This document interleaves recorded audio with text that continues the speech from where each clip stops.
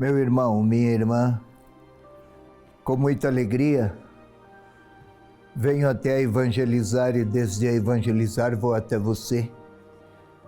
E nos encontramos para a leitura orante da palavra deste domingo, dia 3 de novembro, que é a solenidade de Todos os Santos. Para a solenidade de Todos os Santos, a leitura do Evangelho incide quase sempre sobre Mateus 5, 1 a 12. É assim também desta vez. Primeiro vou ler, é assim que se faz sempre, já são muitos anos, e depois da leitura e explicação para que juntos possamos orar. São as chamadas bem-aventuranças. Vamos ao texto, vamos à palavra. Vendo ele as multidões, subiu à montanha. Ao sentar-se, aproximaram-se dele os seus discípulos. E pôs-se a falar e os ensinava, dizendo: Felizes os pobres no espírito, porque deles é o reino dos céus. Felizes os mansos, porque herdarão a terra. Felizes os aflitos, porque serão consolados. Felizes os que têm fome e sede de justiça, porque serão saciados. Felizes os misericordiosos, porque alcançarão misericórdia. Felizes os puros de coração, porque verão a Deus.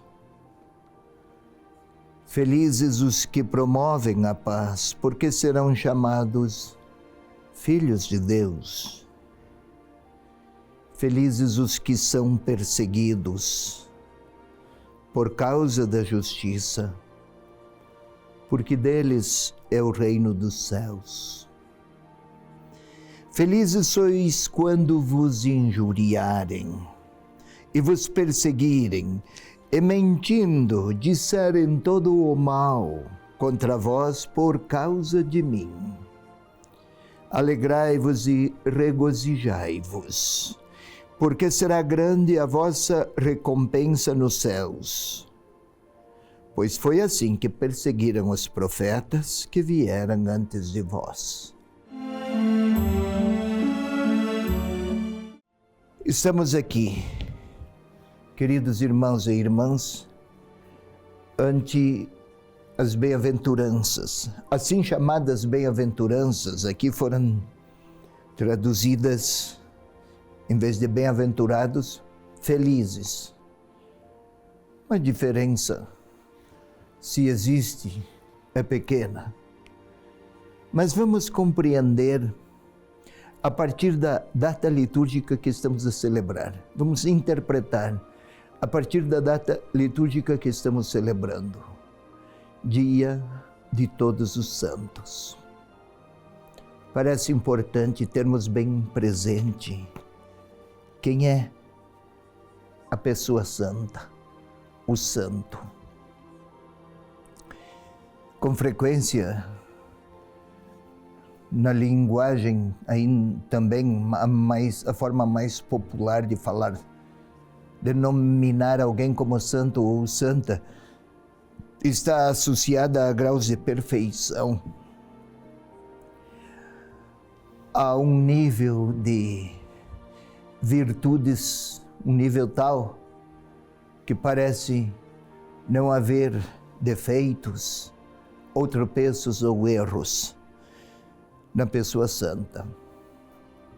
Embora essas características também façam parte, o que é mais substantivo na santidade é ser transparência humana da bondade de Deus.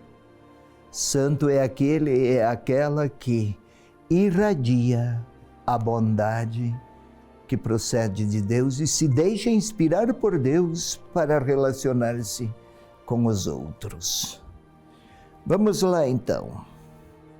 Por que são bem-aventurados ou felizes estes indicados aqui mencionados? Não esqueçamos, Jesus está a fala aos seus discípulos do alto da montanha. Vamos lá sobre a montanha, especialmente aquelas mais elevadas, na imagem do homem oriental, da mulher, da cultura oriental. O monte alcança as nuvens, alcança o céu. Quem está no alto da montanha também está mais próximo de Deus. Então Jesus está aqui a falar do alto da montanha para os seus discípulos. Felizes os pobres no espírito, porque deles é o reino dos céus. Pobres no espírito. É aquele que tem Deus por rei, é aquele que em tudo o que faz não busca nada para si, mas busca responder a Deus. Não é propriamente um pobre no sentido sociológico que só tem, que não é mísero, ou que é mísero melhor. Também pobre, se buscar riquezas, não tem Deus no centro. Tem as riquezas. Também quem é rico por si só já está condenado, não é assim. Mas se viver para as suas riquezas e especialmente e unicamente para elas, não se pode dizer que seja pobre no espírito. Pobre no espírito é aquele cujos comportamentos, anseios, ideários, projetos contemplam sempre a centralidade de Deus. Tem Deus por rei, ou deles é o reino dos céus. Felizes os mansos, porque herdarão a terra. Era um tempo de muita violência, aquele de Jesus na Palestina. Um pouco antes, um pouco depois. Sempre foi um tempo de muitos conflitos. Sempre foi uma região, de muitos conflitos. Desde o período do Antigo Testamento, parecia natural recorrer à violência ante as mais diversas causas.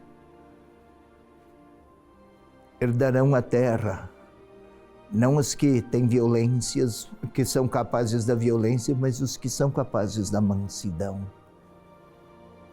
Onde estão os mansos, age Deus. Isto é, que não apelam, não recorrem à violência. Estamos falando de santidade. Felizes os aflitos, porque serão consolados. Como pode ser feliz uma pessoa aflita, que estão imersos em aflição? Aqui o evangelista está a dizer, daqueles aflitos porque há muito sofrimento causado pela maldade humana ou pelas vicissitudes da história, cujas aflições são desencadeadas por contradições nas relações interpessoais. A dor causada pelo pecado, pela dureza de coração, aflige, angustia aqueles que pensam em formas renovadas e transformadas de relacionamento e de convívio. Felizes os que têm fome e sede de justiça, serão saciados. De que justiça fala aqui? Não é aquela justiça distributiva ou vindicativa, punir quem merece, ou distributiva, dar a cada um o que é seu. Esta é uma forma civil de compreender a justiça. Aqui, a justiça é, quem tem fome e sede de justiça, de que justiça se fala? é a justiça coerente com a vontade de Deus. Justo não é quem cumpre as leis, justo é quem responde, comporta-se em grau e em estilo de quem acolhe o querer benevolente de Deus. E tem fome e sede, será saciado, porque quem espera em Deus não ficará sem respostas. Os misericordiosos alcançarão misericórdia. Misericordés, olhar com coração para a miséria do outro. Ou, como se fala na linguagem original do grego, cuja raiz para o caso de misericordioso é o hebraico. Feliz aquele que olha com um coração materno para as misérias dos outros. É generativo, como é a maternidade. Gera algo de bom, de benévolo, de complacente. Os puros de coração são aqueles que não têm nenhuma ambiguidade, nenhuma falsidade, nenhum fingimento, nenhuma busca por aparências. O que aparece por fora é também algo vivido por dentro. Esses verão a Deus. Contemplar a Deus é o retrato da vida dos anjos que contemplam a Deus. Não é preciso ser anjo para vivenciar esta graça. Contemplar o rosto, a imagem, o encontro. Felizes os que promovem a paz. Conflitos, falei há pouco, que lá onde houver violência, sejam capazes, violência, tensões, divisões, confrontos, diferenças. Temos tantos contrastes e disputas e fake news, só para mencionar alguns dos falsos retratos da verdade no nosso tempo. Os que promovem a paz serão chamados filhos de Deus, isto é, tal pai, tal filho. Assim se pensava, se alguém quer saber como é Deus, como é um pai, olhe para os comportamentos do filho. Assim se pensava naquela época. Se alguém quer imaginar como é Deus, observem os pacíficos. Deus é a fonte da paz e pacificador. Felizes quando vos injuriarem, perseguirem e mentindo, disserem todo o mal contra vós. Havia muita divisão nas comunidades cristãs e Jerusalém tinha caído, tinha sido assaltada pelos romanos, tinha sido destruída. E os cristãos eram considerados os culpados. Tinham traído o judaísmo, então Deus destruíra a cidade. Assim pensavam que aqueles cristãos, por terem traído o judaísmo, eram os culpados pelas desgraças. Claro, eram também hostilizados. E mentindo disserem todo o mal contra vós. Não se trata de estarem bem, de serem felizes, mas por causa de mim será grande a vossa recompensa.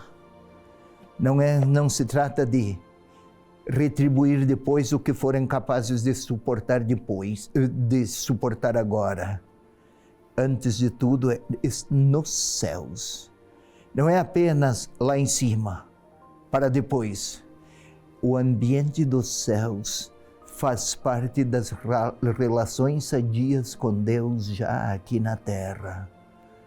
Quem é perseguido, sim, sofre, mas também é forte, de uma força que procede de Deus.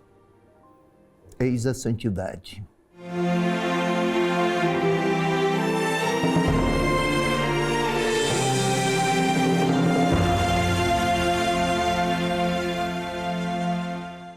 A TV Evangelizar também está no TikTok. Segue a gente por lá.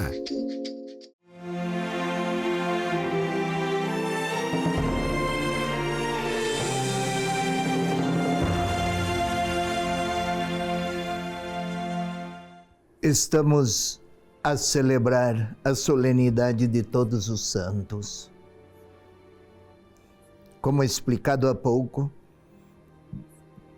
santo não é quem está cumulado de virtudes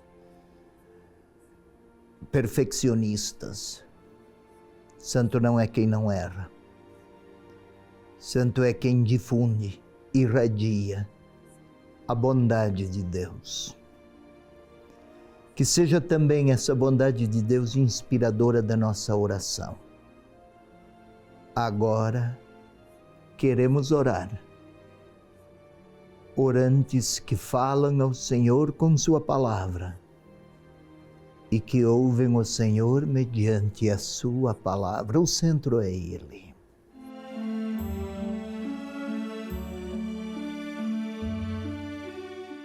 Vamos fechar os olhos para predispor nossa interioridade.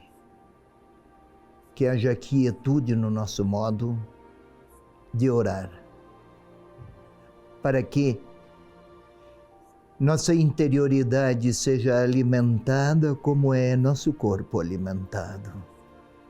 Em tudo dependemos do dom de Deus. Vamos respirar profundamente uma primeira vez, tudo para predispor nosso corpo. É com ele que oramos. A respiração lenta condiciona-nos à quietude. Respire lentamente uma vez, uma segunda vez. E agora vamos pedir ao Espírito Santo que nos ajude a ouvir, a contemplar, a perceber na palavra do Senhor Jesus, a palavra do próprio Deus que quer se revelar. Vinde, Espírito Santo, enchei os corações dos vossos fiéis, acendei neles a chama do vosso amor. Enviai, Senhor, o vosso Espírito, e fazei-nos receptivos à vossa verdade, dóceis à vossa vontade e sensíveis ao amor que revelais. Glória ao Pai, ao Filho e ao Espírito Santo, como era no princípio, agora e sempre. Amém. Vamos imaginar o Senhor Jesus já lá no alto da montanha. As montanhas daquela região são muito cheias de pedras. Tem muitas pedras. Vamos imaginar o Senhor sentado sobre uma pedra e os discípulos em torno a ele, sentados sobre outras. A montanha é elevada. Lá nas baixezas estão planícies com plantações, com cidades, com pessoas que vêm e que vão. Lá no alto, o céu, assim pensavam, mais próximos do Senhor Deus. E o Senhor a lhes falar: felizes os pobres no espírito. Ele fala e não fecha os olhos, mantém os olhos abertos e olha para aqueles que estão lá, os discípulos. Eles, acostumados a uma cultura de grandezas humanas, embora fossem pobres, ansiavam por grandezas. São felizes os pobres. Talvez até se estranhem. É preciso estar desarmado de quaisquer vaidades ou ambições. E eles se veem. Desde dentro eles se sabem, também eles. Gostariam de grandezas, de competições, de disputas e de vitórias sobre os outros. E o Senhor lhes diz: felizes os pobres em espírito. Felizes os mansos. Em todo o Antigo Testamento, a mansidão correspondia à opção de não ser violento, de não ser rancoroso,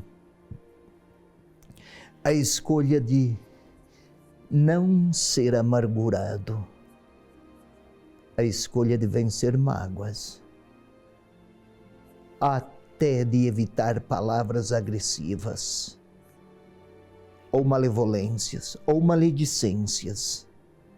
São mansos porque em sua interioridade prevalece a mansidão de um Deus bondoso. E eles se entreolham porque entre eles também havia disputas, vaidades, rivalidades. Tente ver aqueles discípulos que abaixam a cabeça diante das palavras que o Senhor pronuncia. Parece que é dirigida a cada um deles. Felizes os aflitos. Aflitos, os inquietos, angustiados porque há muito sofrimento e muita maldade no mundo. E isso os faz sofrer, porque dói neles o sofrimento das pessoas que eles conhecem. Eles gostariam de um mundo mais equilibrado, menos machucada, de pessoas menos desfiguradas ou destruídas. Dói neles as contradições da humanidade. E o Senhor diz, vê neles felicitações. As felicidades de Deus vai alcançá-los. Os que têm fome e sede de justiça. O Senhor diz que são felizes aqueles. Fome e sede. Se houver fome, a pessoa morre. Se houver sede, a pessoa morre. Ou seja, os que querem viver para acolher e para irradiar a justiça do próprio Senhor, que é uma justiça misericordiosa. Tente ver aqueles discípulos, você aí, eu aqui, e o Senhor a repetir, os misericordiosos também são pessoas felizes. Por quê? Porque ao contemplar as misérias morais, ou sociais, ou materiais, olham com coração, poderiam julgar, poderiam condenar, poderiam criticar, mas têm olhares da bondade de Deus, como Deus é bom. São felizes os de coração puro. Nada escondem, nada disfarçam, nenhuma falsidade. Quando pronunciam alguma palavra, ela é veraz. Não precisam enganar, nem recriminar. Tudo brota como se fosse um coração de criança. Tudo retrata uma interioridade livre. São puros. Não tem nenhuma mentira. O seu falar fala de uma disposição interior transparente. Tente ouvir o Senhor repetir àqueles: felizes os que promovem a paz. A paz. Não necessariamente é a ausência de conflitos, mas é aqueles que nas diferenças não buscam outra coisa senão a verdade. Não precisam ofender e são capazes até do silêncio. Em tempos de tantas disputas, os que promovem a paz não precisam disputar para revelar convicções, percepções e disposições interiores. Estes são parecidos com os que se deixaram ensinar por Deus, filhos de Deus. Onde houver ódio, eles levam o amor. Onde houver ofensa, levam o perdão. Onde houver dúvidas, levam a paz. Estes são os pacientes. Onde houver dúvidas, levam a fé. Estes são os que promovem a paz. Também aos perseguidos. Estranha felicidade esta, são felizes. Por quê? Não porque tudo vai bem, tranquilo, fácil, mas porque em meio às hostilidades são capazes de viver não da força, das habilidades ou dos estratagemas próprios, mas porque têm coração e ouvidos alargados para a voz do Senhor, não perseguem, não reagem, não hostilizam, não se predispõem a embates nem a combates. Tudo o que fazem é, mesmo na hostilidade, é pronunciar palavras benévolas. Também são felizes ou bem-aventurados os que são criticados por suas escolhas por Jesus Cristo, ou são ridicularizados, ou são tidos por beatões ou beatinhos, ou beatas, ou são ridicularizados. Ninguém gosta disso, e ninguém se alegra com isso, mas levam consigo a serenidade de Deus. Felizes, não porque há euforias nas hostilidades ou nas ridicularizações, mas porque sabem, a despeito das contraposições, percebem-se profundamente fortalecidos pelo olhar do Senhor que fala, que não os esquece, que participa dos seus passos. Agora vamos tentar, lá naquele cenário, imaginar o Senhor a dizer a mim. Talvez Ele perceba que não sou tão manso. Talvez Ele perceba que eu ando muito acostumado e indiferente ante o sofrimento dos outros. Talvez Ele reconheça que não sou misericordioso. Ou talvez Ele queira me lembrar que minhas palavras machucaram. Mas Ele não me condena. Ele olha para mim e está a repetir por quais meios eu posso experimentar as bem-aventuranças que Deus quer oferecer como Pai amoroso aos que seguem Jesus Cristo. Talvez o Senhor queira dizer qual é o próximo passo que eu posso palmilhar para me manter sempre próximo dele. É hora de eu deixar o Senhor Jesus me falar. É hora de ouvi-lo.